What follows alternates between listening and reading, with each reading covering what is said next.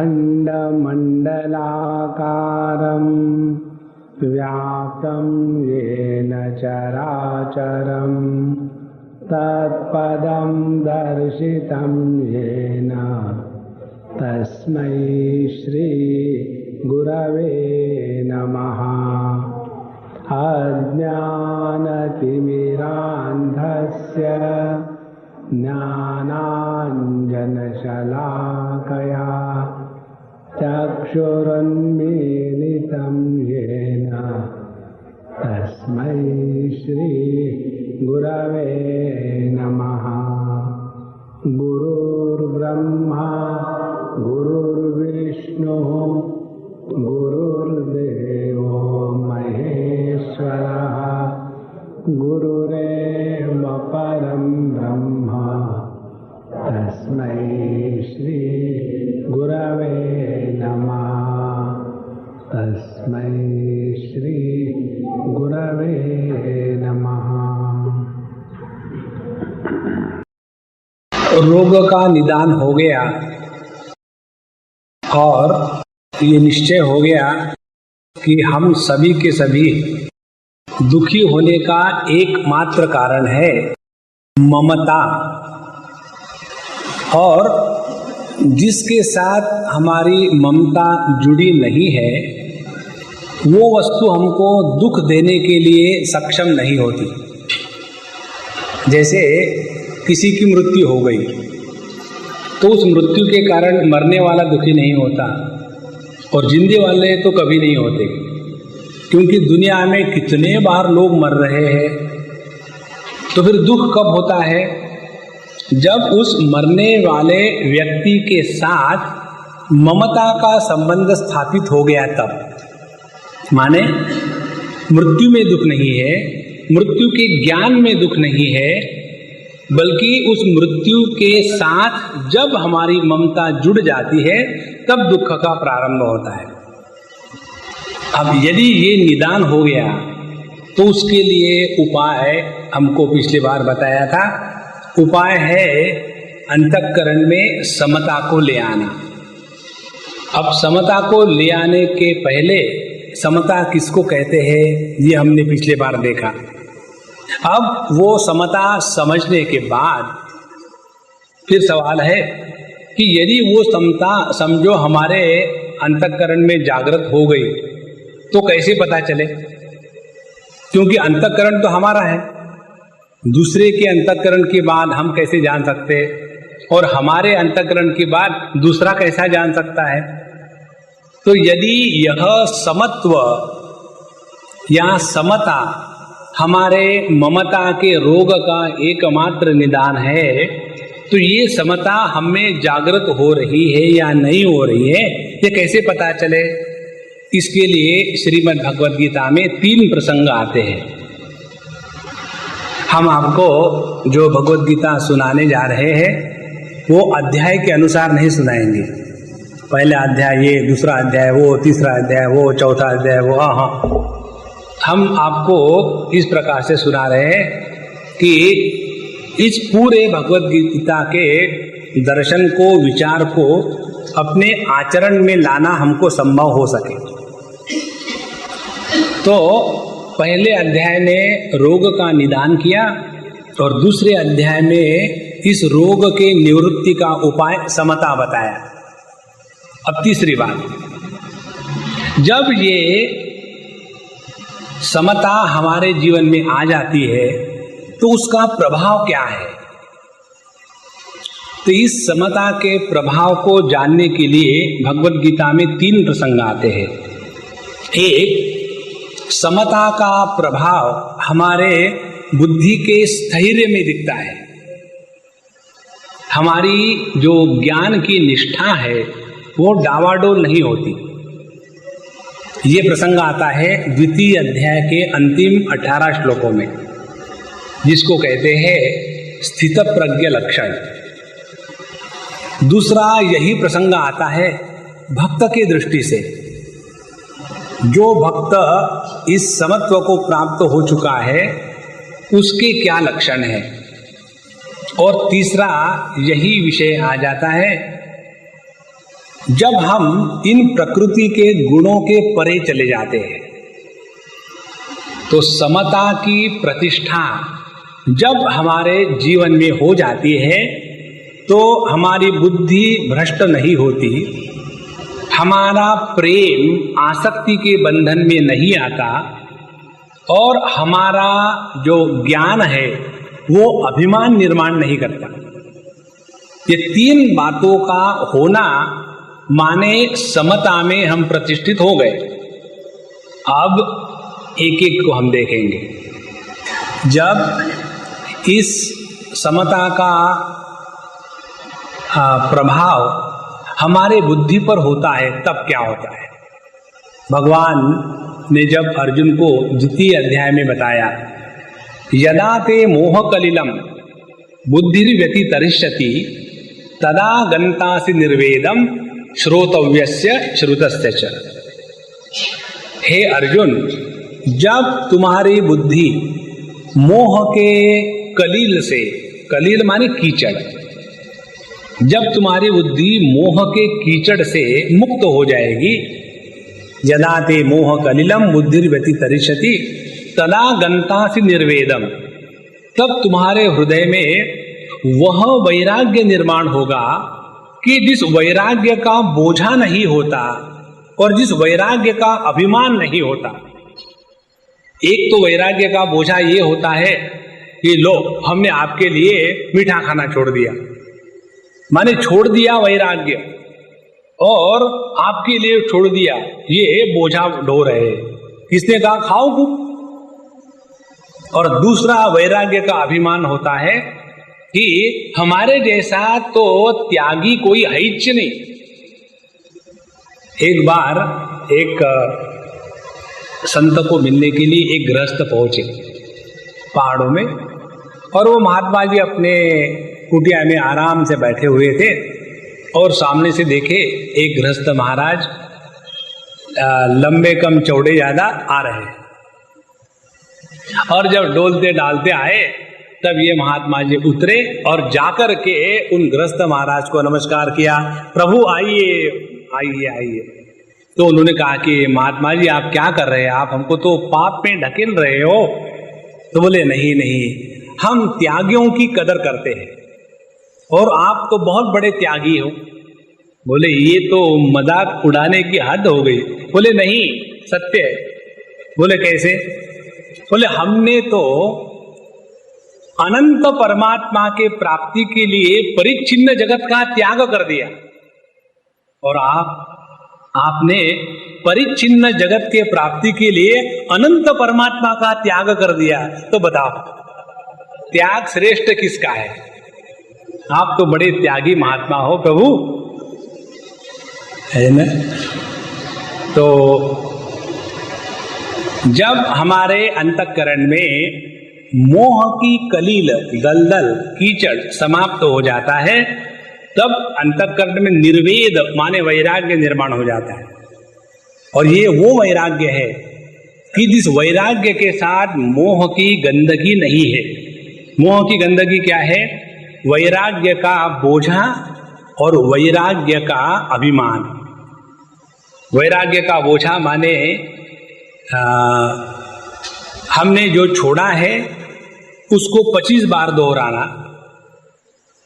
एक बार एक बाबा जी थे और वो साधु की मंडलियों में बैठे थे, पढ़े लिखे बाबा जी। और उसके बाद बाकी के बाबा जी लोग गांव के और फक्कड़ ब्रांड, बिना स्त्री के कपड़े पहने हुए, जिन्होंने हाथ में घड़ी बुड़ी कुछ बांधी नहीं, ऐसे गांव के बाबा जी थे। तो ये जाकर के इनको अपने पढ़ाई का बड़ा अभिमान, हर बार जाकर के वही बात दोहराते। मालूम है एमएससी आगरा यूनिवर्सिटी का फर्स्ट क्लास फर्स्ट, लेकिन मैंने अपनी डिग्री को ऐसा फाड़ के गंगा जी में फेंक दिया। एक बार हो गया, दो बार हो गया, हर बार तीसरी बात है ही नहीं कुछ। तो वहां एक वृद्ध एक संत थे, उन्होंने कहा कि देखो भाई, ये तो हमको पता नहीं तुमने एमएससी है जो भी कुछ किया या नहीं किया, लेकिन वो डिग्री जो है फटी हुई तुम्हारे हृदय में अभी तक बैठी हुई है। इसको कहते हैं वैराग्य का बोझा। एक बहुत बड़ी साधना हम आपको बताते हैं इस वैराग्य को जागृत करने की। अपने जीवन की घटनाओं को हम ही पब्लिक में जाकर के अनाउंस करते हैं। वैसे देखा जाए तो अपने वैयक्तिक जीवन में क्या हो रहा है इसकी जानकारी अपने सिवा किसी और को नहीं होती, लेकिन हम ही जाकर के पब्लिक को बताते हैं, देखो मैं तुमको बता रहा हूं एकदम टॉप सीक्रेट, किसी को बताना मत। क्या है? मैंने निश्चय कर लिया है, अब मैं डाइवोर्स करूंगा। बस उसके बाद वही बात दूसरा व्यक्ति दूसरे को कहता है, देखना बताना मत, उसने मुझे कसम दी थी किसी को मत बताना, मैं तो तुमको अपना समझता हूं, कोई थोड़ी समझता हूं, इसीलिए बता रहा हूं। और धीरे धीरे धीरे धीरे ये बात पूरी जगह फैल जाती है और ये महात्मा फिर उनको डाइवोर्स ऑब्लिगेटरी लेना पड़ता है।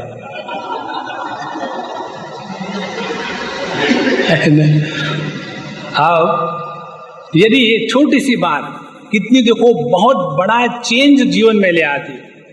कुछ भी हमारे जीवन में होता है हम ढंडोरा लेकर के पीटते हैं। मालूम है कल खाना खा रहा था मैं और खाना खाते समय हाथ से चम्मच गिर गया और किसी ने बताया कि खाना खाते समय हाथ से चम्मच गिरता है तो बड़ा अपशकुन होता है। अब क्या अपशकुन होगा?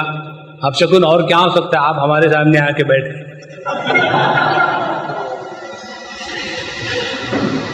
तो यदि अपने जीवन की प्रत्येक घटना को किसी के साथ कभी ना बोले, ट्राई करो, अपने आप मौन हो जाएगा।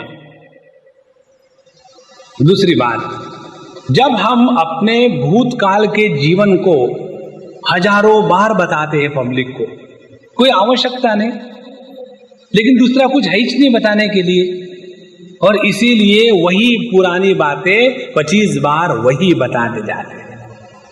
और उसका परिणाम ये हो जाता है कि जो सत्य नहीं है उसको सत्यत्व की प्राप्ति देने के लिए हम स्वयं जिम्मेदार हो जाते हैं। इसी को कहते हैं मोह कलिल। भगवान बताते हैं जब तुम्हारे दिमाग से मोह निकल जाएगा, माने जब तुम्हारे बुद्धि में समता की प्रतिष्ठा होगी, तदा गन्तासि निर्वेदम श्रोतव्यस्य श्रुतस्य च, फिर तुम्हारे जीवन में श्रुत जो कुछ हो चुका है, श्रोतव्य जो होने वाला है, इस सब के बारे में तुम्हारा मन एकदम शांत हो जाएगा। देखो ट्राई करो एक आध बार जीवन में कि अपने श्रुत भूतकाल की एक भी बात की वाच्यता न करें। दूसरी बात, अपने भविष्यत काल के बारे में क्या होने वाला है उस प्लान की पब्लिसिटी पब्लिक में ना करें। 2 बातों का निर्णय ले ले, उसके बाद देखो क्या होता है। उसके बाद बोलने को विषय ही नहीं, एक विषय बचता है, और वो कौन सा है? Weather report. कल बड़ा गर्म था और आज भी गर्म है और परसों भी गर्म रहेगा, इसीलिए गर्म सकते हैं आप और हम झूठे। अब ये जो क्लाइमेट या वेदर रिपोर्ट है, इसके द्वारा पाप पुण्य की निर्मिति नहीं होती। तो बात करनी है तो वेदर की बात करो। कल ऐसे बादल आ रहे थे, अब क्या फर्क पड़ता है, आए गए, कई बार आके चले गए। इन शॉर्ट, श्रोतव्य अश्रुत, इन दोनों के माध्यम से हमारे बुद्धि में मोह का आवरण आ जाता है। जब ये निकल गया तो एकदम निर्वेद जागृति हो गई, और जब इस निर्वेद की जागृति हो जाती है तब भगवान अर्जुन को कहते हैं ऐसी जो बुद्धि है, जिस बुद्धि में से मोह हमेशा के लिए निकल गया है, तो ऐसे व्यक्ति की बुद्धि परमात्मा के चरणों में प्रतिष्ठित हो जाती है और उसी को योग कहते हैं। भगवान कहते हैं श्रुति विप्रतिपन्नाते यदा स्थास्यति निश्चला समाधावचला बुद्धि ही तदा योगम अवाप्स्यसि। जब तुम्हारी बुद्धि श्रुति विप्रतिपन्न इतनी बातें सुन के रखी है कि उसके बारे में बहुत सारा भ्रम और कंफ्यूजन मन में निर्माण हो गया। गंगा में गए तो गंगा दास बन गए, गंगा जी की बहुत महिमा, उस देश के वासी है जहां गंगा बहती है, खूब शुरू हो गई। उसके बाद पहुंच गए वृंदावन, वहां चले गए यमुना जी, यमुना महारानी की जय।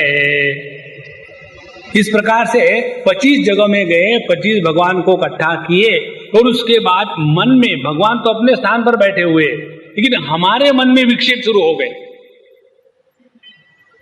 कि अब देवी को पूजा करूं या हनुमान जी की करूं या राम की करूं या कृष्ण की करूं या शालिग्राम या सोने का कृष्ण या चांदी की देवी।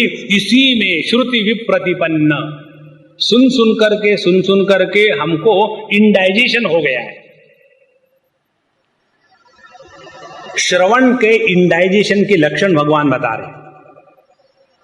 जब श्रवण करते करते हम इसके कारण इंडाइजेशन को प्राप्त होते हैं तो उसके दो लक्षण हैं। एक डकार आना। डकार का कौन सा अर्थ है बताओ? जब हम लोग ज्यादा खाना खा लेते और बीच में इसका क्या अर्थ है? निरर्थक शब्द को डकार कहते हैं।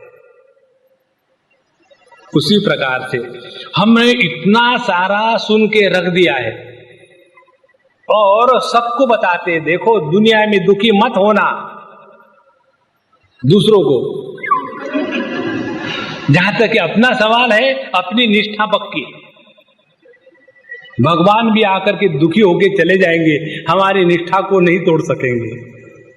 इसीलिए श्रुति विप्रतिपन्न माने दुनिया भर की चीजें सुन सुन करके मन में इतनी खिचड़ी हो गई है कि समझ में ही नहीं आता क्या करे क्या न करे। कल मुझे एक लड़के का फोन आया था, Swami ji I am your fan. I said no. He said then what? I said tubelight. बोले आपने हमको ट्यूबलाइट क्यों कहा? तो हमने कहा कि शुक्र करो हमने फ्यूज नहीं कहा। तो उसकी प्रॉब्लम ये थी, स्वामी जी मैं आपकी बातें सुनता हूं, मुझे बड़ा अच्छा लगता है, लेकिन अब मेरे सामने ये प्रश्न आ गया, यदि भगवान ने सब कुछ ठीक किया, सब जानते हैं, तो फिर ये इस्लाम क्यों आया, क्रिश्चियनिटी क्यों आई, ये क्यों आया, वो क्यों आया? तो हमने कहा कि देखो भाई, इसके बारे में जो भी मैं बताऊंगा वो केवल कल्पना होगी और झूठ होगा। इसके बारे में तुम जानना चाहते हो कि भगवान कृष्ण ने बाकी सब धर्म क्यों बनाए, तो उसके लिए तुम भगवान कृष्ण की कॉलर पकड़ने के लिए उनको प्राप्त करो। जब भगवान की प्राप्ति होगी तो भगवान कहेंगे हाँ पूछो क्या चाहिए, तब प्रश्न पूछना है। उसके लिए भगवान की भक्ति करो। श्रुति विप्रतिपन्न हमारी बुद्धि में इतना डावाडोल हो जाता है, कभी कोई बताता है कि देवी की उपासना करो तो हम तुरंत ओम ह्रीम क्लीम शुरू कर देते हैं, और फिर दूसरा कहता है कि शक्ति चाहिए ना हनुमान जी, सियावर रामचंद्र की जय। देखो हनुमान जी भगवान रामचंद्र को उठा के ले गए, मजाक थोड़ी है, उनकी उपासना करो।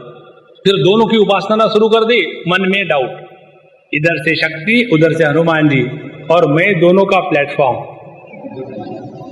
नारायण। इसीलिए यदा जब तुम्हारी बुद्धि खामो खाम की बातें सुन सुन करके इतनी कंफ्यूज हो चुकी है और उसी के कारण हम दुखी होते। हमारी जो पूजा करने का हमारा जो मंदिर है उसमें हमारे पास काफी संत मंडली आके बैठी है और हर एक भगवान के डुप्लीकेट ट्रिप्लीकेट 4 4 5 कॉपीज है, जेरॉक्स कॉपी आके बैठते हैं। तो एक बार एक सज्जन हमारे मंदिर में आए और हमको कहा स्वामी जी आपके पास इतने सारे भगवान इकट्ठे हो गए तो आप कंफ्यूज नहीं होते? तो हमने कहा कि जब आप आते हो तब हम कंफ्यूज नहीं होते, तो भगवान के कारण कैसे कंफ्यूज होंगे? कंफ्यूजन होता है अपने बुद्धि में, बाहर कहीं कंफ्यूजन नहीं है। श्रुति विप्रतिपन्नाते यदा स्थास्यति निश्चला, जब हमारी निष्ठा पक्की हो गई, समत्व को हम प्राप्त हो गए, सब वस्तु में एक ही परमात्मा तत्व है, इसका जब ज्ञान होने लग गया, यदा स्थास्यति निश्चला समाधावचला बुद्धि तदा योगम अवाप्स्यसि, तब तुम्हारी बुद्धि समाधि माने परमात्मा में निश्चल होकर के पक्की बैठी हुई, फिर तुमको योग की स्थिति प्राप्त होगी। ऐसा जब भगवान ने समत्व की सुंदरता का गान किया, तब अर्जुन के सामने ये प्रश्न आया द्वितीय अध्याय में कि कभी ऐसा कोई हो भी सकता है कि जिसकी बुद्धि डावाडोल न हो। ये मालूम है कैसा है कि हम लोग मेडिटेशन की एक्टिंग करते हैं और ये भी बताते हैं कि आधी आंख खोल के रखनी चाहिए। आधी माने हमारी दो आंखें हैं, आधी माने एक आंख खोल के रखनी चाहिए और एक आंख खोल करके मेडिटेशन हो रहा है। और फिर मन में भिन्न भिन्न प्रकार की कल्पनाएं और हम फ्रस्ट्रेटेड, और फिर सोचते हैं मेरा तो एक मिनट मेडिटेशन नहीं हो सकता। कभी संभव भी है कि किसी का मेडिटेशन होता, माने हम अपने अंतःकरण की स्थिति को लेकर के बाकी जगत के लोगों के अंतःकरण के स्थिति के साथ कंपेयर करते हैं। जब बिना गुस्से के मैं नहीं रह सकता हूं, तो बिना गुस्से का कोई कैसे रह सकता है? बिना मिठाई के मैं खाना नहीं खा सकता हूं, तो दूसरा लोग बिना मिठाई के खाना कैसा खाएगा? सुबह उठ करके जब तक मैं चाय नहीं पीता तब तक दिन शुरू नहीं होता, तो दूसरा व्यक्ति बिना चाय के कैसे रह सकता? मेरे दिमाग में कंफ्यूजन के सिवा, मोह के सिवा कुछ है ही नहीं, तो क्या ऐसा संभव है इस जगत में कि कोई व्यक्ति ऐसा हो कि जिसके बुद्धि में मोह हो ही नहीं? ये प्रश्न को लेकर के अर्जुन ने 4 प्रश्न पूछे, जिसको भगवान ने समत्व के रूप में प्रस्तुत किया। उसको अर्जुन ने बुद्धि की स्थित प्रज्ञा के रूप में कहा। अर्जुन कहता है कि हे भगवान, आपने जो बात कही कि जो व्यक्ति इस समत्व का आधार लेता है, वह व्यक्ति ऐसा है कि जिसके बुद्धि में किसी भी प्रकार के मोह के कारण कोई भी विक्षेप निर्माण नहीं हो सकते। इसको लेकर अर्जुन ने 4 प्रश्न पूछे। अर्जुन कहता है, स्थित प्रज्ञस्य का भाषा समाधिस्तस्य केशव। हे केशव, स्थित प्रज्ञ पुरुष, वो उसके लिए समाधि का क्या मायना है? समाधिस्थस्य स्थित प्रज्ञस्य पुरुषस्य का भाषा, उसकी क्या डेफिनेशन है? क्या वो हमेशा मेडिटेशन में बैठा रहता है, काम कुछ करता ही नहीं? 24 hours meditation on, don't disturb, क्या ये उसका मतलब है? पहला प्रश्न। दूसरा प्रश्न कहता है, स्थितधि किम प्रभाषेत, ये स्थित प्रज्ञ पुरुष कैसा बोलता है? अंग्रेजी में, हिंदी में, उर्दू में या मराठी में? प्रभाषेत, उसकी बोलने की पद्धति क्या है? तीसरी बात, किमासीत, वो कैसे बैठता है? पद्मासन में बैठता है कि लोटसासन में बैठता है कि शवासन में? किमासीत। और चौथा प्रश्न, व्रजेत किम, वो कैसे चलता है? ठुमक ठुमक चलता है कि धाड़ धाड़ चलता है? ये 4 प्रश्न जो है, जो बुद्धि की स्थिरता को लेकर के अर्जुन ने पूछे। इसीलिए जब हमको शास्त्र की भाषा और उसका सौंदर्य समझ में नहीं आता, तब ऐसे लगता है कि क्या अटपटे प्रश्न पूछे हैं। लेकिन अर्जुन के प्रश्न में समत्व की संभावना कैसे नहीं है, ये अर्जुन पूछ रहा है। तो उन प्रश्नों के शास्त्रीय अर्थ समझे। स्थित प्रज्ञस्य का भाषा समाधिस्तस्य केशव।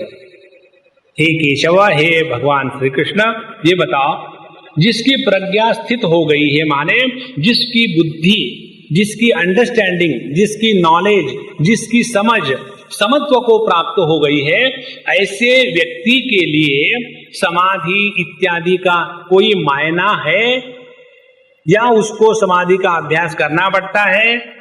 समाधि का क्या अर्थ है ऐसे स्थित प्रज्ञ पुरुष के लिए? पहला प्रश्न।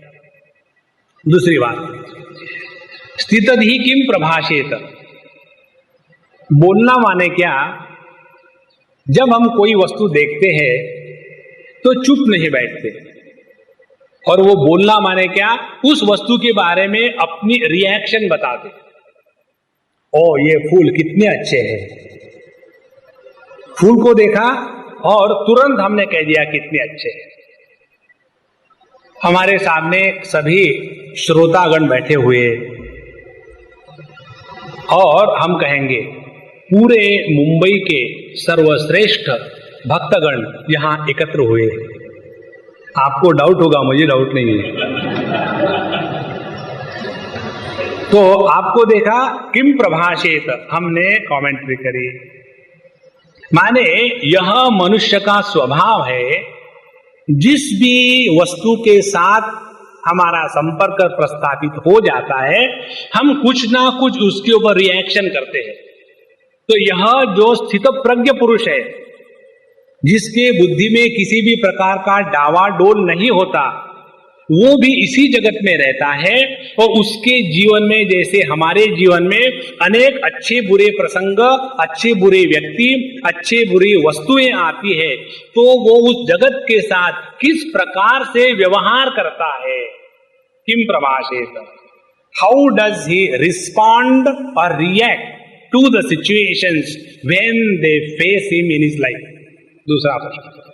फिर ये बुद्धि के समत्व की बात समझ में आएगी। अब तीसरा, किमासीत, यदि उस स्थित प्रज्ञ पुरुष का जो व्यवहार इस जगत में इतना सुंदर है कि जिसके कारण उसके बुद्धि में कभी भी किसी भी प्रकार से डावाडोल नहीं होता, तो उसकी बैठक क्या है? On what foundation he is firmly rooted that nothing can shake him? किमासीत, तीसरा प्रश्न। और चौथा प्रश्न, क्या वो हमेशा बैठा ही रहता कि जगत में भी घूमता है? किम व्रजेत, जब जगत उसके पास नहीं आता, लेकिन वो भी तो कभी जगत के पास जाता होगा। तो जब वो जगत में घूमता है, तो जैसे हम जगत में घूमते हैं, तो हम काम क्रोध लोभ मोह मद मात्सर्य इसके प्रभाव से युक्त होकर के घूमते हैं। तो यह जो स्थित प्रज्ञ पुरुष है, ये जगत में जब घूमता है तो उसके घूमने की कैसी पद्धति है? ये चार प्रश्नों का विवरण बुद्धि के स्थिरता के लक्षण है। ये चार बातें जब स्पष्ट समझ में आ जाएगी, तब हमको पता चलेगा कि ममता के रोग को निराकरण करने की जो दवा है समता, इस समता का प्रभाव हमारे बुद्धि पर कैसा होता है। और जिसकी बुद्धि ठिकाने पर आ गई, उसका जीवन ठिकाने पर आ गया। हम लोग मनुष्य होने का कारण ये नहीं है, एक जगह में सुभाषित में आता है, आहार निद्रा भय मैथुनम च, आहार खाना, निद्रा सोना, भय मन में किसी प्रकार का डर होना, और मैथुनम बच्चे पैदा करना।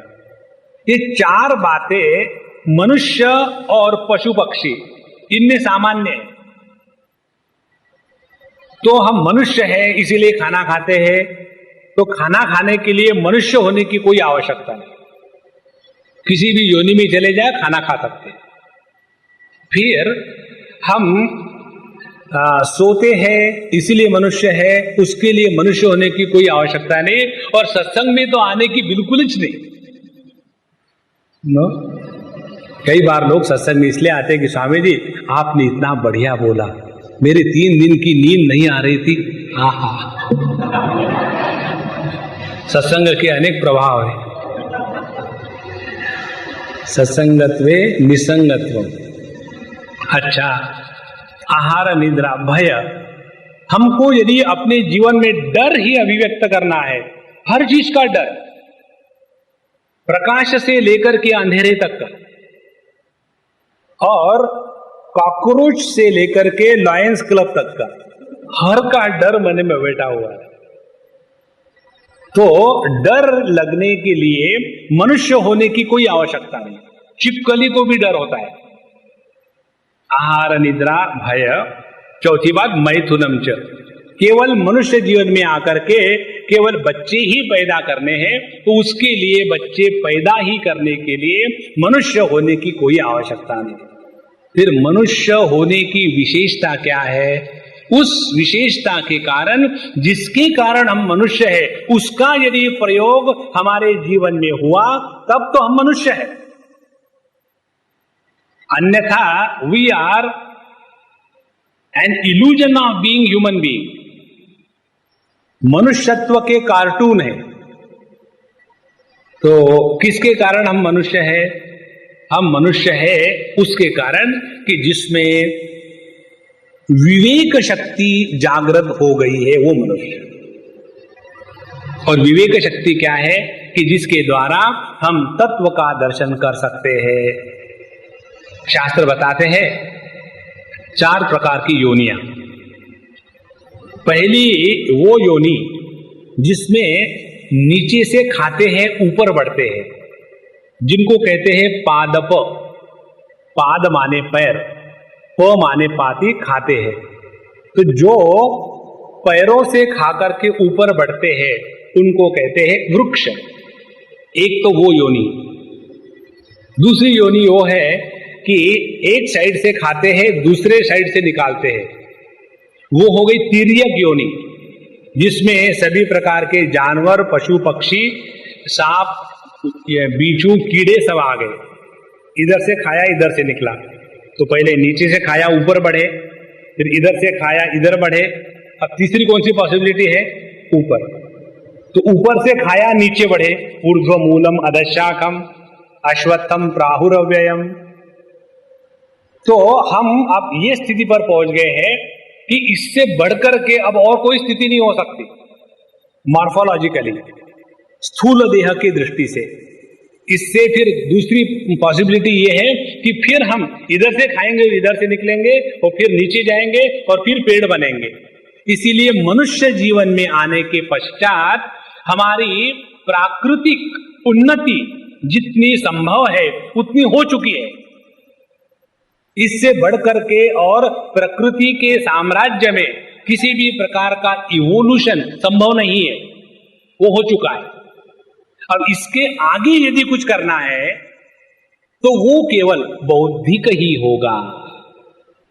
और इसीलिए हमारे शास्त्रों में बुद्धि का बहुत महत्व है, और इसी बुद्धि के कारण हम मनुष्य हैं। भगवान इसी द्वितीय अध्याय में एक के बाद एक 5 श्लोकों में 6 बार बुद्धि का महत्व कहते हैं दूरेन ह्यवरम कर्म बुद्धि योगा धनंजय बुद्धौ शरणमन्विच्छ कृपणः फलहेतवः।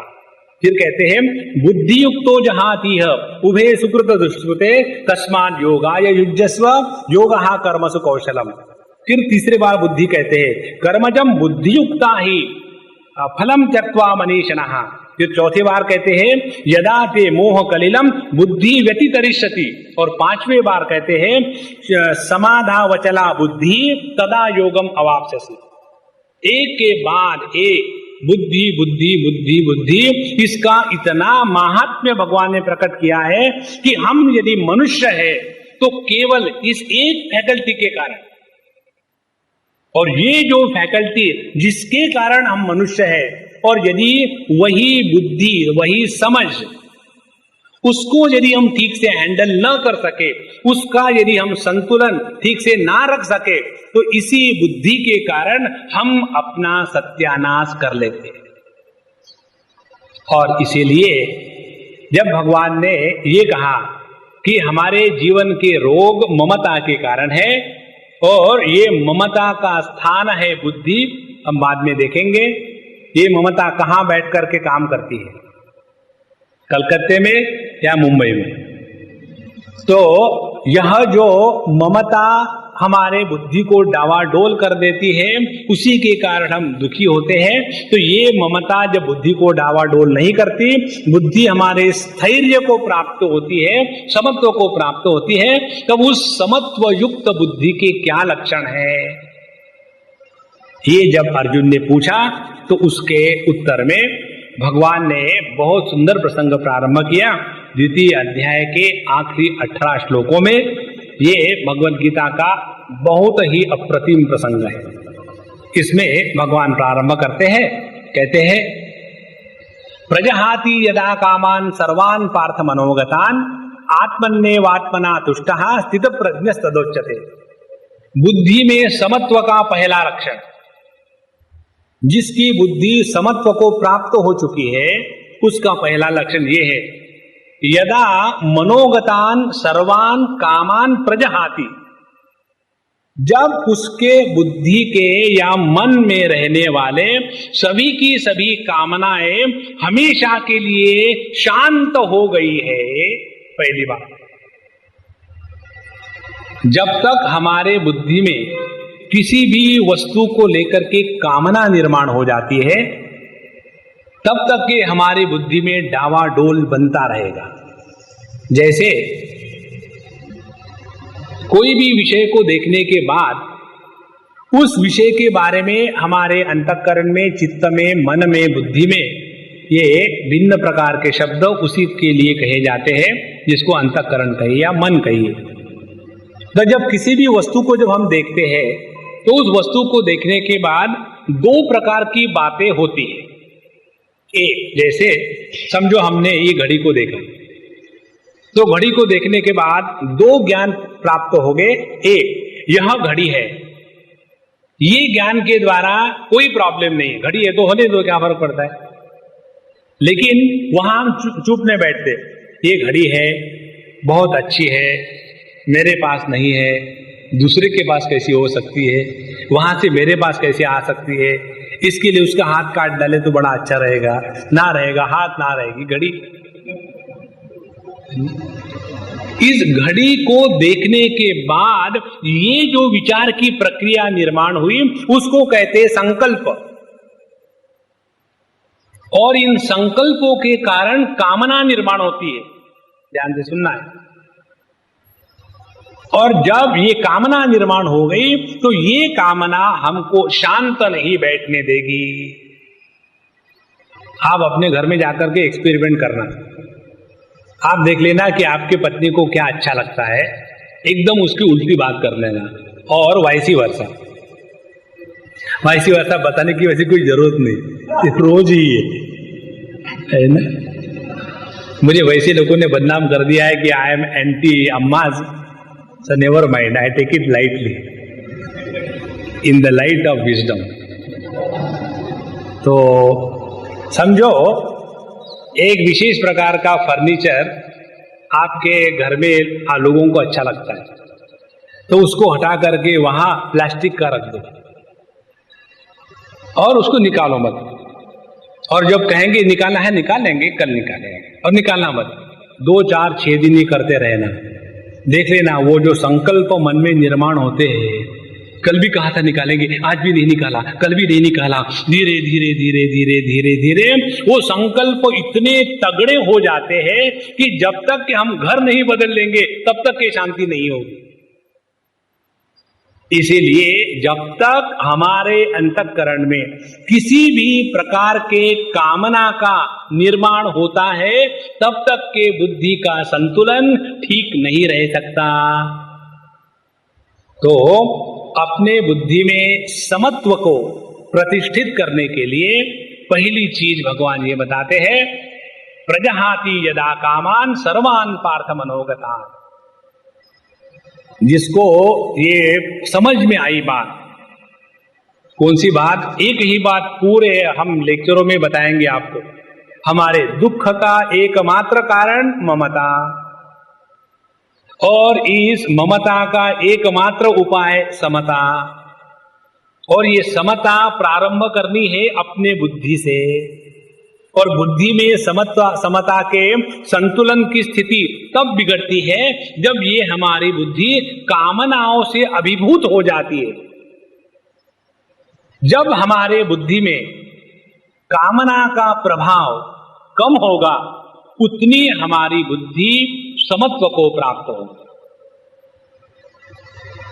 तो प्रजहाति यदा कामान सर्वान पार्थ मनोगतान। और अपने कामना का स्वरूप क्या है? बड़ा विचित्र है, बड़ा सुंदर भी है। क्या हम चाहते हैं लोग ऐसा करें? अरे भैया, लोग ऐसा करें ये हम जो चाहते हैं, क्या लोग फर्नीचर है कि कहीं भी रख दिया? हम अपने कामना का विश्लेषण आपको बताएंगे 2 शब्दों में, ध्यान से सुनना। उसके बाद कामना निकल नहीं गई तो फिर आप जीत गए, हम हार गए।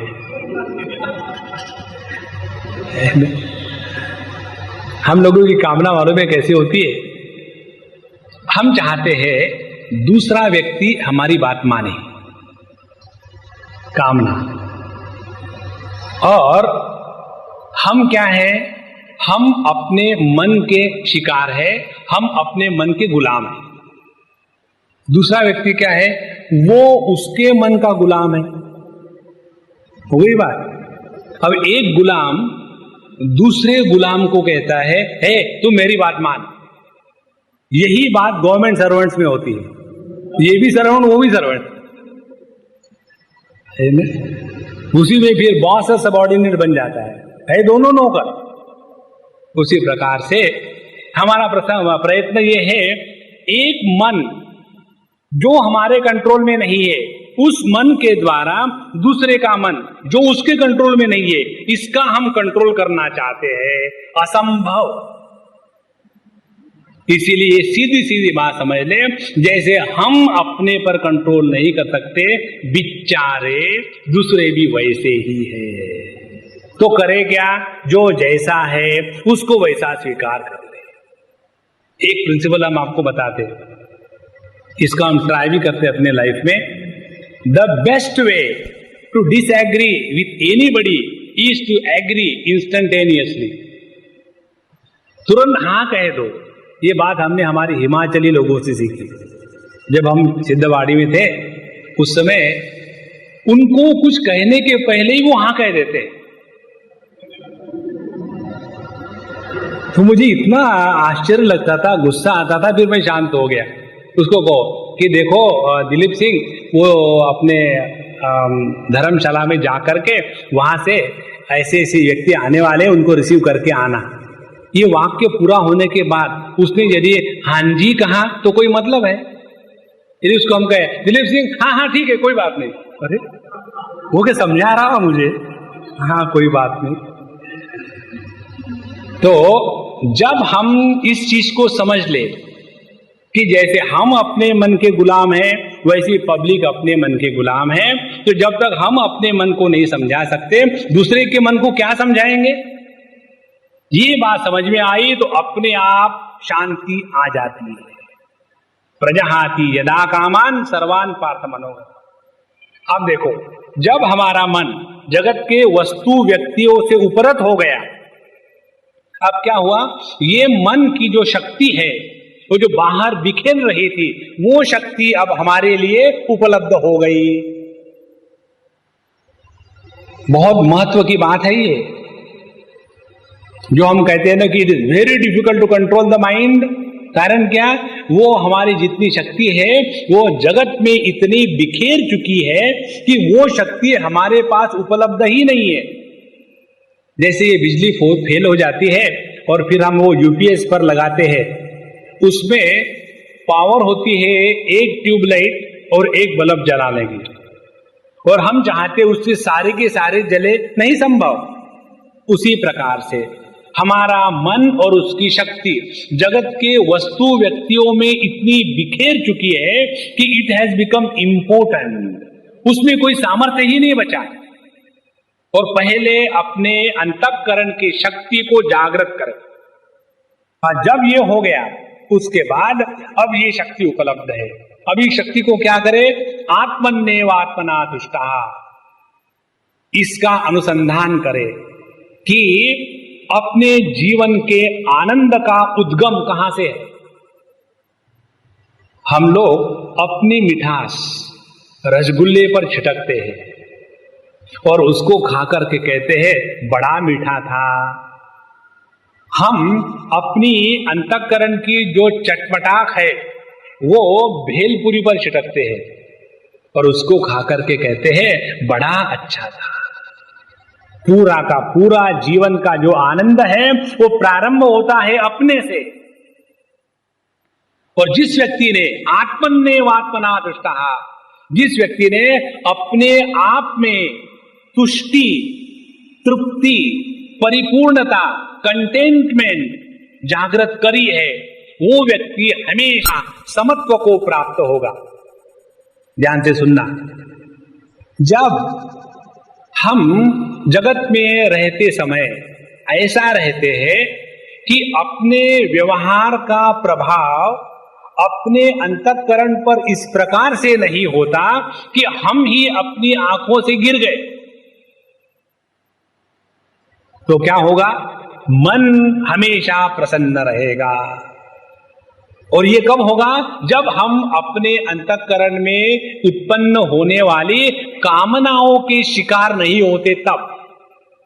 मन में तो कामना आएगी आएगी, लेकिन हमको तो समझना चाहिए कि क्या योग्य है और क्या अयोग्य है, और इसके लिए अपने मन को इकट्ठा करके प्रभु के चरणों में ले आवे। आत्मन्नेवात्मना तुष्टः स्थितप्रज्ञस्तदोच्यते, तब उसकी बुद्धि समत्व को प्राप्त हो जाती है।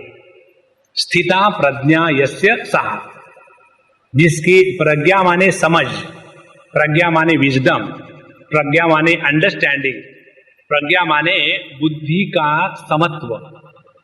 ये जिसको प्राप्त हो गया है उसमें दो बातें आ गई। एक, जगत की कोई भी वस्तु व्यक्ति उसके अंतःकरण पर खरोच नहीं कर सकती।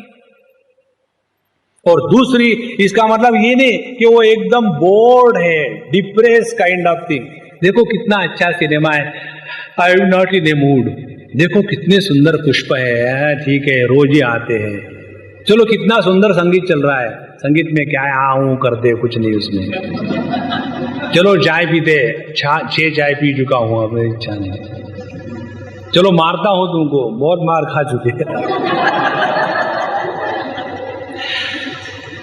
जिसके जीवन में रस ही नहीं है, हम ऐसी व्यक्ति की बात नहीं कर रहे। अंतःकरण में कामनाओं का न होना दो प्रकार से हो सकता है, गलत प्रकार से। एक गलत प्रकार यह है कि जब हम नींद में होते हैं तब कोई कामना नहीं होती, और दूसरी जब हम डिप्रेस्ड होते हैं, कुछ करने को मन ही नहीं करता, हम उसकी बात नहीं कर रहे। मन में कोई कामना ना हो और पूर्ण संतुष्टि हो, टोटली कंटेंट। दो बातें हैं, एक जीवन में अमीरी की दुर्गंध ना हो और गरीबी की ग्लानि ना हो।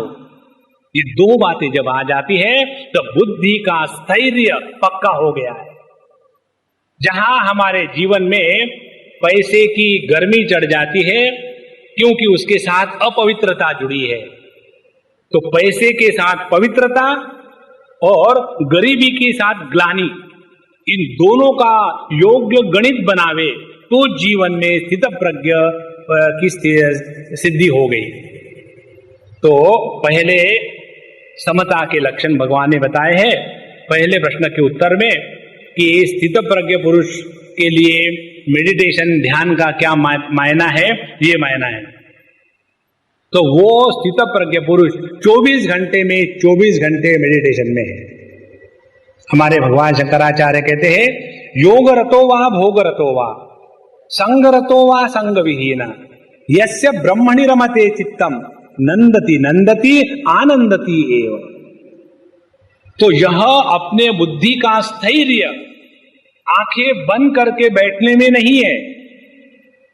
इस बुद्धि के स्थैर्य का बाहर के अभिव्यक्ति के साथ कोई मतलब नहीं है। चाहे बच्चों के साथ खेल रहे हो और युवाओं के साथ मजाक कर रहे हो या बुढ़ाओं के साथ रो रहे हो, वृद्धस्तावत चिंता सकता। लेकिन जिसके बुद्धि का संतुलन कभी भी नष्ट नहीं होता।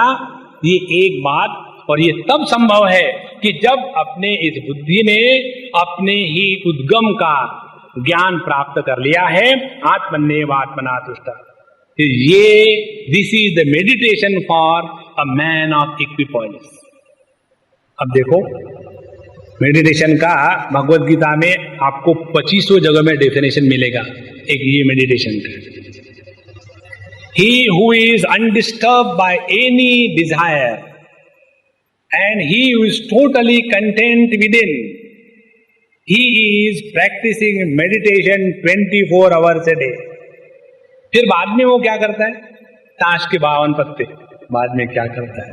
बाद में कुछ करने का बचता ही नहीं। कृतकृत्यश्च भारत एतद् बुद्ध्वा बुद्धिमान स्यात् कृतकृत्यश्च भारत।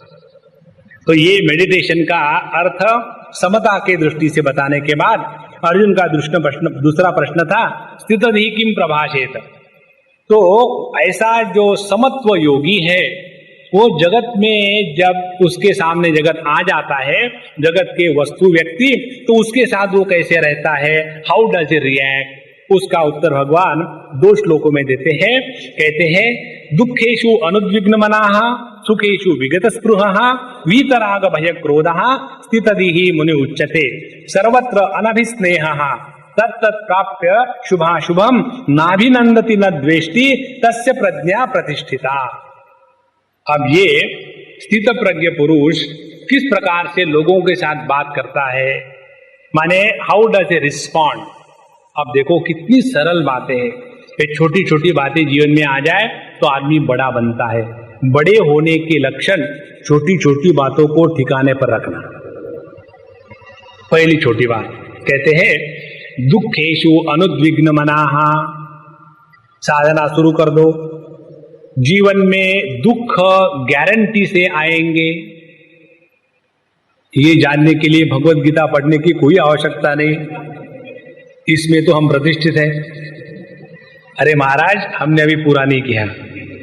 क्या जीवन में दुख के आने के बाद दुखी नहीं होना माने स्थित प्रज्ञ पुरुष? ओ, इतना सिंपल है। देखो 50% तो काम हो गया आपका।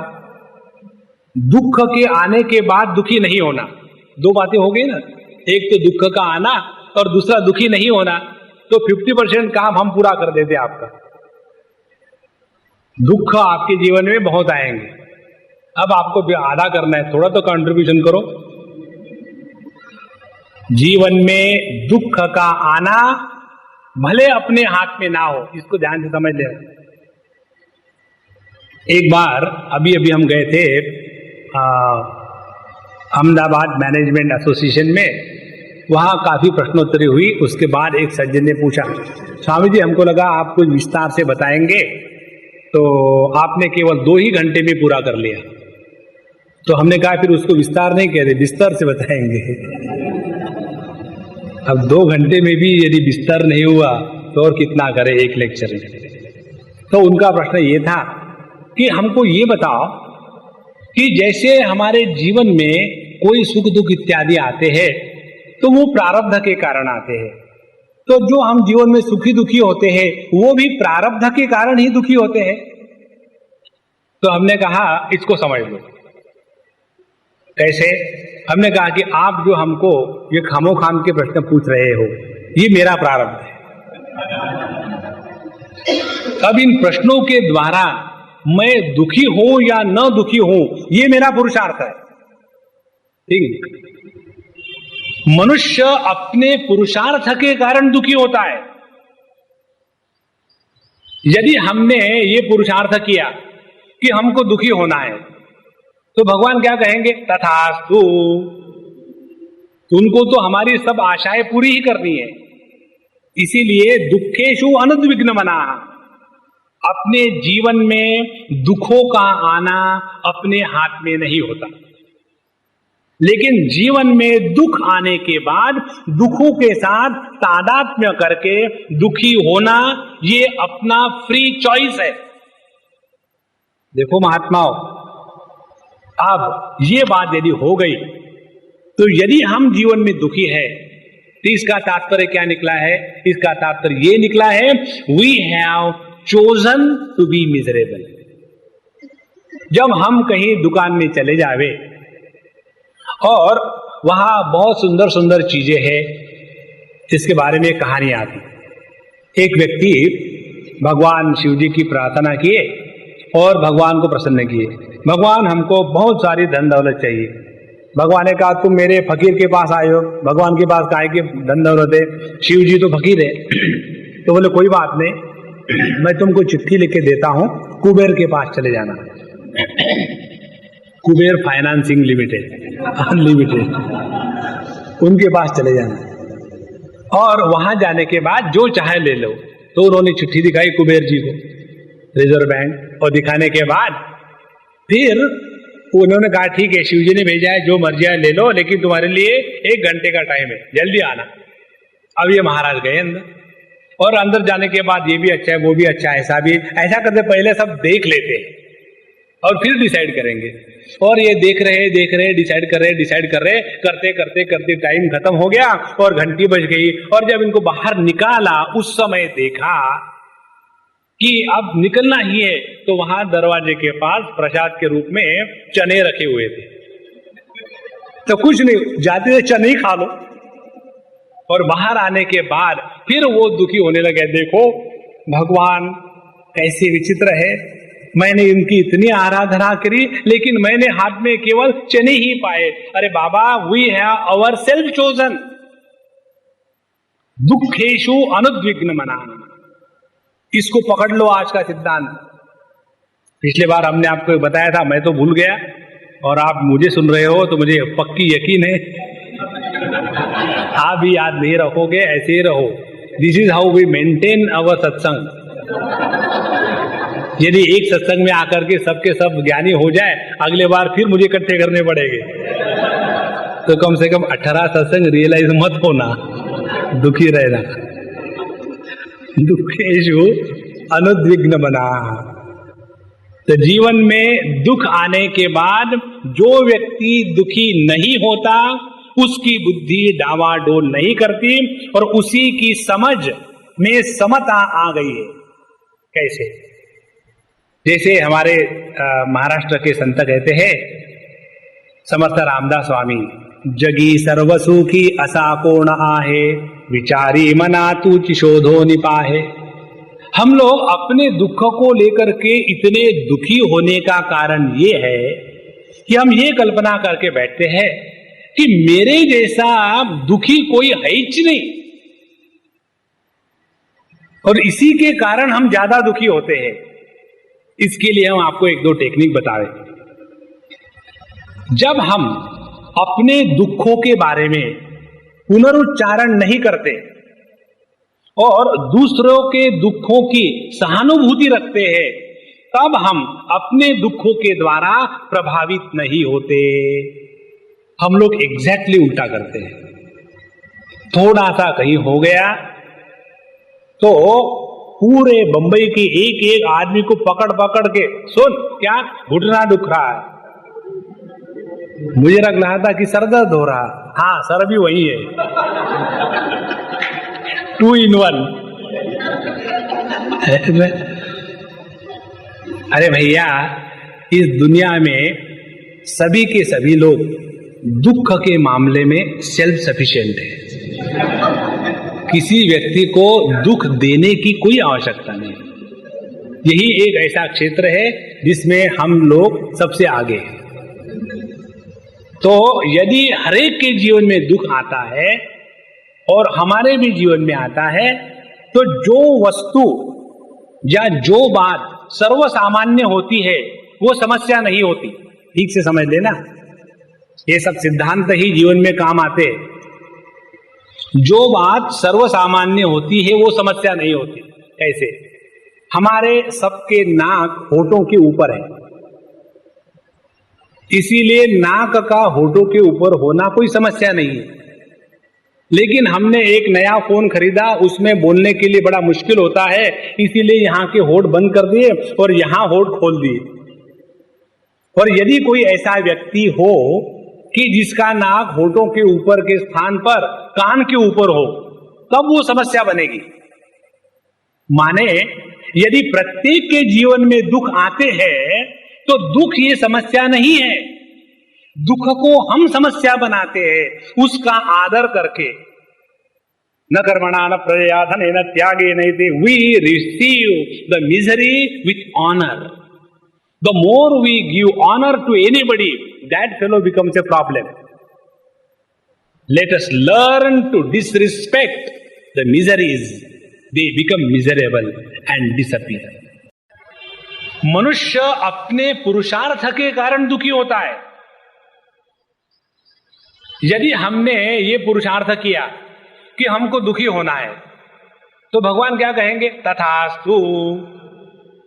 उनको तो हमारी सब आशाएं पूरी ही करनी है। इसीलिए दुखेषु अनुद्विग्नमनाः, अपने जीवन में दुखों का आना अपने हाथ में नहीं होता, लेकिन जीवन में दुख आने के बाद दुखों के साथ तादात्म्य करके दुखी होना ये अपना फ्री चॉइस है। देखो महात्माओं, अब ये बात यदि हो गई तो यदि हम जीवन में दुखी है तो इसका तात्पर्य क्या निकला है? इसका तात्पर्य ये निकला है, we have chosen to be miserable. जब हम कहीं दुकान में चले जावे और वहां बहुत सुंदर सुंदर चीजें हैं, इसके बारे में कहानी आती। एक व्यक्ति भगवान शिव जी की प्रार्थना किए और भगवान को प्रसन्न किए, भगवान हमको बहुत सारी धन दौलत चाहिए। भगवान ने कहा तुम मेरे फकीर के पास आए हो, भगवान के पास काहे की धन दौलत है, शिव जी तो फकीर है। तो बोले कोई बात नहीं, मैं तुमको चिट्ठी लिख के देता हूं, कुबेर के पास चले जाना। कुबेर फाइनेंसिंग लिमिटेड, अनलिमिटेड, उनके पास चले जाना और वहां जाने के बाद जो चाहे ले लो। तो उन्होंने चिट्ठी दिखाई कुबेर जी को, रिजर्व बैंक, और दिखाने के बाद फिर उन्होंने कहा ठीक है, शिव जी ने भेजा है, जो मर्जी है ले लो, लेकिन तुम्हारे लिए 1 घंटे का टाइम है, जल्दी आना। अब ये महाराज गए अंदर, और अंदर जाने के बाद ये भी अच्छा है, वो भी अच्छा है, ऐसा भी, ऐसा करते पहले सब देख लेते हैं और फिर डिसाइड करेंगे। और ये देख रहे डिसाइड कर रहे, करते करते करते टाइम खत्म हो गया और घंटी बज गई। और जब इनको बाहर निकाला उस समय देखा कि अब निकलना ही है, तो वहां दरवाजे के पास प्रसाद के रूप में चने रखे हुए थे। तो कुछ नहीं, जाते चने ही खा लो। और बाहर आने के बाद फिर वो दुखी होने लगे, देखो भगवान कैसे विचित्र है, मैंने इनकी इतनी आराधना करी लेकिन मैंने हाथ में केवल चने ही पाए। अरे बाबा, we have our self chosen. दुखेषु अनुद्विग्नमना, इसको पकड़ लो आज का सिद्धांत। पिछले बार हमने आपको बताया था, मैं तो भूल गया और आप मुझे सुन रहे हो तो मुझे पक्की यकीन है आप भी याद नहीं रखोगे, ऐसे ही रहो। This is how we maintain our satsang. यदि एक सत्संग में आकर के सबके सब ज्ञानी हो जाए, अगले बार फिर मुझे इकट्ठे करने पड़ेंगे। तो कम से कम 18 सत्संग रियलाइज मत होना, दुखी रहना। दुखेषु अनुद्विग्नमना। तो जीवन में दुख आने के बाद जो व्यक्ति दुखी नहीं होता, उसकी बुद्धि डावाडोल नहीं करती और उसी की समझ में समता आ गई है। कैसे? जैसे हमारे महाराष्ट्र के संत कहते हैं, समर्थ रामदास स्वामी, जगी सर्वसुखी असा कोण आहे, विचारी मना तूच शोधो निपाहे। हम लोग अपने दुख को लेकर के इतने दुखी होने का कारण ये है कि हम ये कल्पना करके बैठते हैं कि मेरे जैसा दुखी कोई है ही नहीं, और इसी के कारण हम ज्यादा दुखी होते हैं। इसके लिए हम आपको 1-2 टेक्निक बताएं। जब हम अपने दुखों के बारे में पुनरुच्चारण नहीं करते और दूसरों के दुखों की सहानुभूति रखते हैं, तब हम अपने दुखों के द्वारा प्रभावित नहीं होते। हम लोग एग्जैक्टली उल्टा करते हैं। थोड़ा सा कहीं हो गया तो पूरे बंबई के एक एक आदमी को पकड़ पकड़ के, सुन क्या घुटना दुख रहा है, मुझे लग रहा था कि सर दर्द हो रहा है, हाँ सर भी वही है, 2 in 1। अरे भैया, इस दुनिया में सभी के सभी लोग दुख के मामले में सेल्फ सफिशिएंट है। किसी व्यक्ति को दुख देने की कोई आवश्यकता नहीं। यही एक ऐसा क्षेत्र है जिसमें हम लोग सबसे आगे हैं। तो यदि हरेक के जीवन में दुख आता है और हमारे भी जीवन में आता है, तो जो वस्तु या जो बात सर्वसामान्य होती है वो समस्या नहीं होती। ठीक से समझ लेना, ये सब सिद्धांत ही जीवन में काम आते। जो बात सर्वसामान्य होती है वो समस्या नहीं होती। कैसे? हमारे सबके नाक होठों के ऊपर है, इसीलिए नाक का होठों के ऊपर होना कोई समस्या नहीं है। लेकिन हमने एक नया फोन खरीदा, उसमें बोलने के लिए बड़ा मुश्किल होता है, इसीलिए यहां के होठ बंद कर दिए और यहां होठ खोल दिए।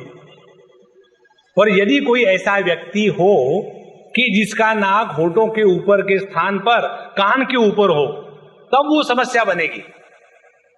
माने यदि प्रत्येक के जीवन में दुख आते हैं तो दुख ये समस्या नहीं है, दुख को हम समस्या बनाते हैं उसका आदर करके। न कर्मणा न प्रजया धनेन त्यागे नैते, we receive the misery with honour. The more we give honor to anybody, that fellow becomes a problem. Let us learn to disrespect the miseries. They become miserable and disappear. इसलिए दुखेषु अनुद्विग्नमनाः, अपने बुद्धि के स्थैर्य का एक लक्षण। तो जीवन में दुख आए, किम प्रभाषेत, इसका चर्चा चल रही है कि यह व्यक्ति जिसकी बुद्धि डावाडोल नहीं होती वो कैसा रिएक्ट करता है।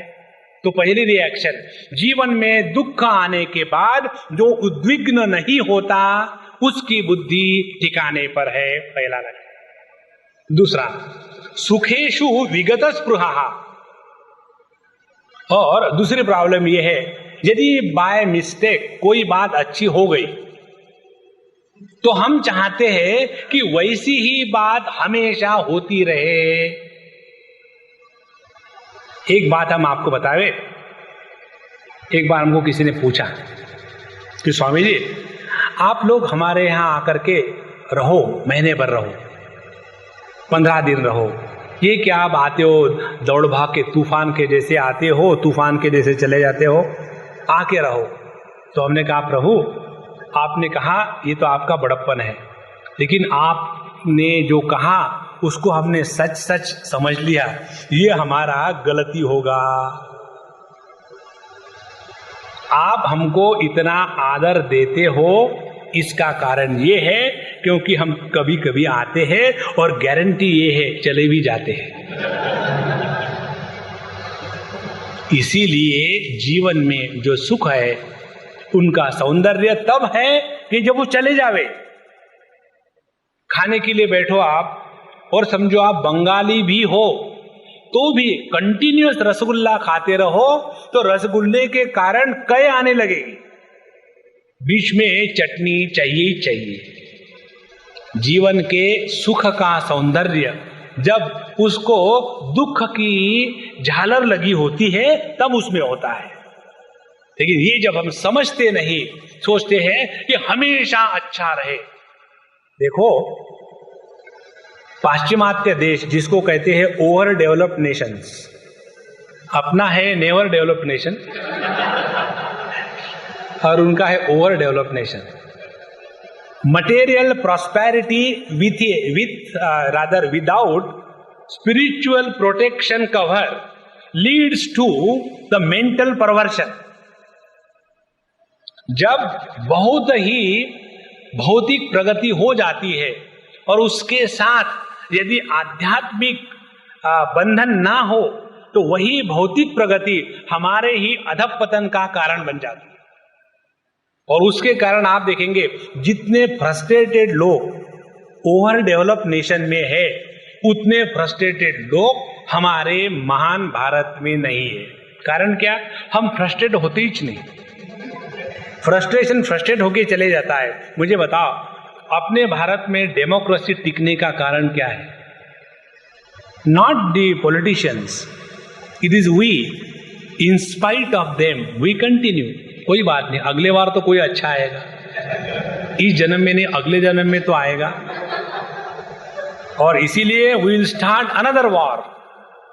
पूरे लाइफ में वॉर ही वॉर करते रहेंगे। इसीलिए जीवन में सुख आवे, लेकिन ये कल्पना को लेकर के पकड़ के बैठना कि हमेशा ऐसा ही रहे, गलत है। सुख आया, जैसे सुख आता है तो उसके साथ विदाई की तैयारी शुरू कर दो।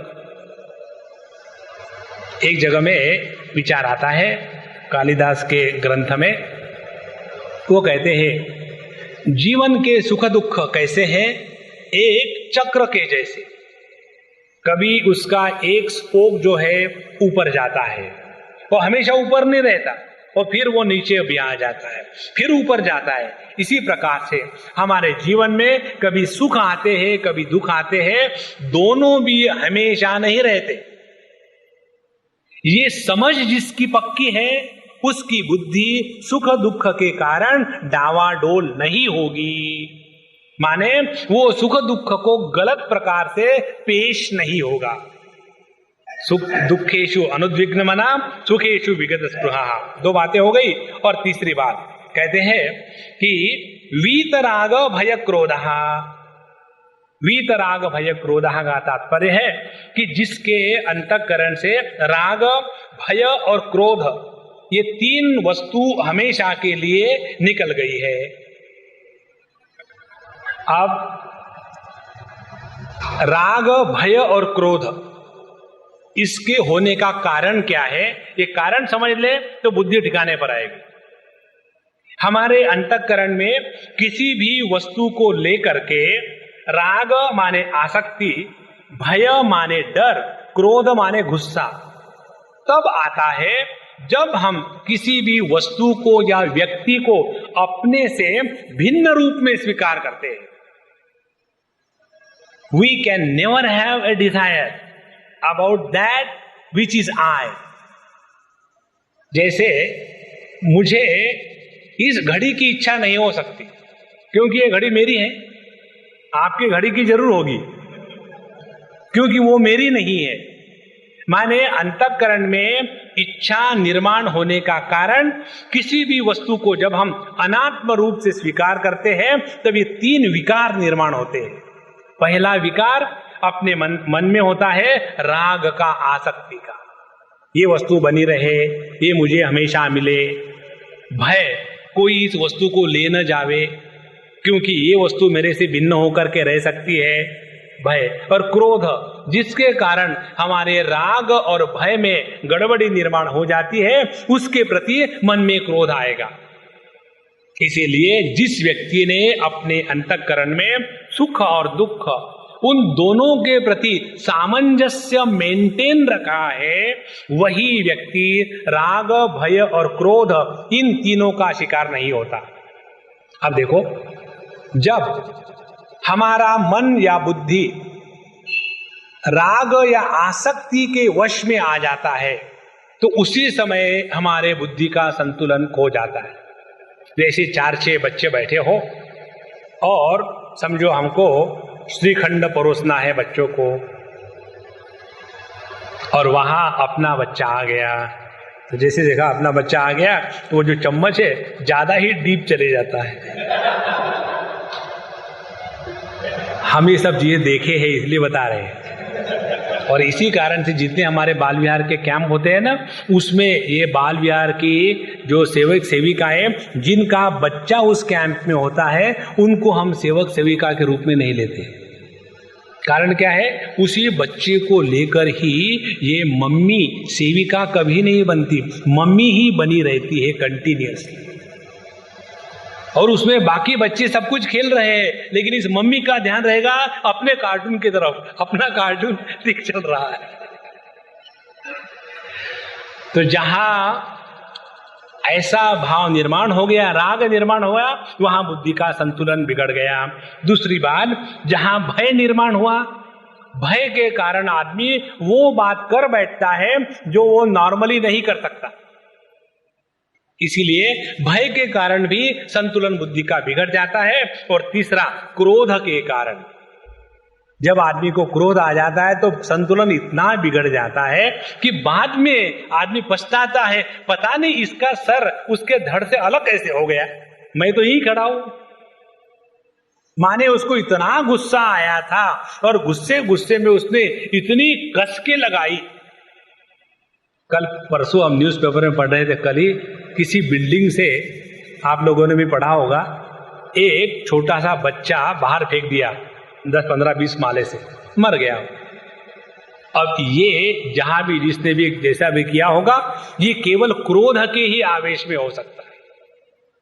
जब व्यक्ति को क्रोध आ जाता है तब क्या सच है, क्या झूठ है, क्या योग्य है, क्या अयोग्य है, सबका संतुलन खो बैठते हैं। इसीलिए समता को टिका कर रखने के लिए आवश्यकता है इस बात की, जब हम इस जगत में रहते हैं और जगत हमारे सामने केवल दो प्रकार से आता है, एक सुख का रूप लेकर के और दूसरा दुख का रूप लेकर के। दुख का रूप लेकर के जगत जब हमारे जीवन में आता है और हम उस जगत के साथ रॉन्गली रिएक्ट करते हैं, समत्व का बैलेंस खो करके जब उस दुख के साथ रिएक्ट करते हैं तब दुखी हो जाते हैं। और जब सुख जीवन में आता है, जगत जीवन में सुख का रूप लेकर के आता है, हम ये चाहते हैं ये सुख हमेशा मेंटेन रहे, असंभव है। अब देखो, अपने जीवन के सौंदर्य में दुख का जितना योगदान है उतना सुख का नहीं है। उदाहरण के लिए हमारे भगवान रामचंद्र जी का जीवन ले लो। हमको तो जब हम उनके रामायण को, चरित्र को पढ़ते हैं, यही प्रश्न बहुत बार मन में आता है, यदि भगवान के जीवन से रावण महाराज को हटा दो तो पूरा उनका लाइफ ले लो तो उसमें कोई थ्रिल ही नहीं है। बचपन से भगवान रामचंद्र जी एकदम बड़े अच्छे थे, किसी के साथ झगड़ा नहीं करते, सभी भाइयों को संभाल के रखते। बेटा तू ले ले, अच्छा तुम ले लो, मैं हार जाता हूं, पीछी पीछी पीछी पीछी कहीं। और जब पिक्चर लेना है इस्माइल लेकर के खड़े हैं, चलो बेटा सब आ जाओ, फोटो वाला आ गया है। उसके बाद पिताजी ने कहा बेटा तुम राजकुमार बन जाओ। अच्छा पापा राजकुमार बन जाऊंगा। नहीं नहीं नहीं, तुमको जंगल में जाना है 13 साल के लिए। ठीक है, कहाँ जाऊं? और शिमला चले जाए। ठीक है। उसके बाद में आ जाना, फिर राजा बना देंगे। ठीक है पापा। और फिर आगे राजा बन गए। कोई लाइफ में थ्रिल है? यदि चित्रकूट छोड़ने के बाद जो भगवान रामचंद्र जी के जीवन में हुआ, यदि वो नहीं होता तो भगवान के जीवन की श्रेष्ठता हमारे हृदय में कभी नहीं उतरती। और उस 1 साल के अंदर में भगवान के जीवन की श्रेष्ठता हम सब लोगों के हृदय में इतनी पक्की उतर चुकी है कि भगवान रामचंद्र जी का साम्राज्य अयोध्या में नहीं है, उन्होंने हम लोगों के हृदयों पर राज्य प्रस्थापित किया है। और उसका सबका सब श्रेय किसको जाता है? सुख को नहीं, वो जाता है दुख को। देखो, चक्कू को यदि धार लगानी हो और भले आपका इंपोर्टेड चक्कू हो, जर्मनी इंपोर्टेड, और इसके बाद इस चक्कू को धार लगाने के लिए वो जरा अमूल का बटर स्लैब ले आना, उसके ऊपर उसको धार लगाई। नहीं, चक्कू को धार लगानी है तो एकदम पत्थर ही चाहिए। अपने जीवन से परमात्मा को निखर करके ऊपर आना है तो जीवन में कष्ट और दुख होने ही चाहिए। फिर देखो कैसा मजा आता है जीवन में। ये जिसने समझ लिया है वो तो अपने जीवन में दुख के कारण दुखी नहीं होगा। इसीलिए एक जगह में शास्त्रों में कहते हैं कि जो साधक है उसके जीवन में जब अपमान के प्रसंग आते हैं तब वो भगवान को शुक्रिया करता है कि भगवान आपने मुझे ठीक जगह रखने के लिए योग्य प्रकार का रॉकेट फायर किया है। जो वो स्पेस में स्क्रैप जाता है ना, वहां तो कोई स्टीयरिंग का सवाल ही नहीं, वहां पीछे से धक्का लगाते हैं। Once I was seeing that on TV, तो मैं दिमाग में ये सोच रहा था कि वो कैसा घुमाएगा, लेफ्ट कहाँ जाएगा, राइट। तो फिर पता चला पीछे से धक्का मार देता है, एक इधर से रॉकेट ने फायर किया तो इधर हो गया, and then it goes in this manner। उसी प्रकार से अपने जीवन में ये जो दुख के रॉकेट फायर होते हैं, उसी के कारण हमारा जीवन का जो स्पेस क्राफ्ट है उस परमात्मा की दिशा में चलता है। इसीलिए जहां बहुत ज्यादा आदर, बहुत ज्यादा कंफर्ट है, समझ लेना अपने पुण्य का क्षय हो रहा है। और जहां दुख है, परेशानियां है, अपमान है, कष्ट है, वहां अपने पाप का क्षय हो रहा है। अब बताओ, हम अपने जीवन में किसका क्षय करना चाहते हैं, पुण्य का या पाप का? ये समझदारी के साथ जीना माने अपने बुद्धि के संतुलन को ठीक रखना। आगे कहते हैं, यहां सर्वत्र अनभिस्नेहा, ये शब्द दो प्रकार से पढ़ा जा सकता है। यहां सर्वत्रान अभिस्नेहा, जो सबके साथ दोस्ती से रहता है, या जो किसी का भी दोस्त नहीं है, दोनों अर्थ एक ही है। जब हम किसी एक व्यक्ति विशेष के दोस्त होते हैं तो उस व्यक्ति विशेष के प्रति हमारे मन में आसक्ति और भेदभाव निर्माण हो जाता है, हम उसका पक्ष लेते हैं। और जो हमारा विशेष मित्र नहीं है उसके प्रति हानि करने के लिए भी हम आगे पीछे नहीं देखेंगे। और इसका कैसा जीवन है, वो या तो सबको अपना कहता है या किसी को भी अपना नहीं कहता। दोनों का अर्थ यही है। भगवान यहां कहेंगे कि ऐसा मेरा भक्त मेरा बहुत प्यारा है। फिर वही भगवान कहेंगे, न मे द्वेषोस्ति न प्रिया, इस जगत में ना तो मेरा कोई दोस्त है ना तो मेरा कोई दुश्मन है।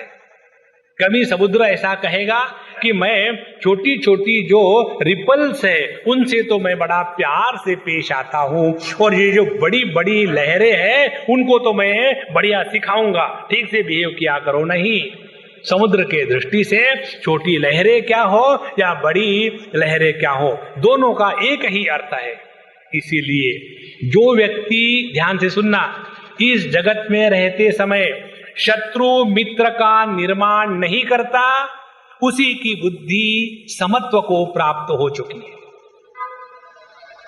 और जो व्यक्ति शत्रु मित्र का निर्माण नहीं करता वही सबका दोस्त हो सकता है। और जो सबका दोस्त हो सकता है वो किसी का दुश्मन नहीं हो सकता। गलत मत समझ लेना, वही सबका दोस्त हो सकता है और वही सबका शत्रु हो सकता है, ऐसे मत समझ लेना। तो जहां हमारे अंतःकरण में किसी भी व्यक्ति विशेष को लेकर के राग द्वेष की निर्मित नहीं होती, वहां हमारे बुद्धि का समत्व ठिकाने पर है। यहां सर्वत्र अनभिस्नेहा तत् प्राप्य शुभाशुभम। उसी प्रकार से जीवन में शुभ और अशुभ ये तो आता ही रहेगा।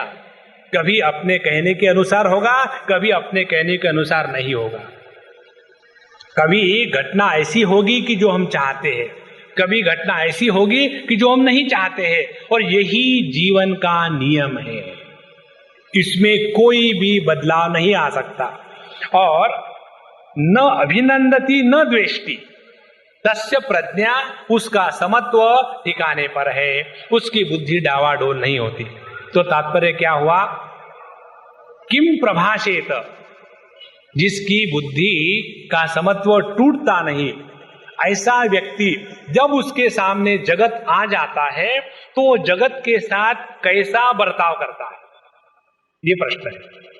तो जगत किस रूप से आता है, एक दुख का रूप लेकर के, दूसरा सुख का रूप लेकर के, तीसरा मित्र का रूप लेकर के, चौथा दुश्मन का रूप लेकर के, पांचवा हमको जैसा चाहिए वैसा रूप लेकर के, छठवा हमको जैसा नहीं चाहिए वैसा रूप लेकर के, कभी हम चाहते हैं मीठा, कभी हम चाहते हैं खट्टा, लेकिन एग्जैक्टली उल्टा आता है। इस प्रकार से जीवन हमारे सामने द्वंद्व के रूप में आता है। इस सबका तात्पर्य अब हम शास्त्रीय भाषा में बताएंगे।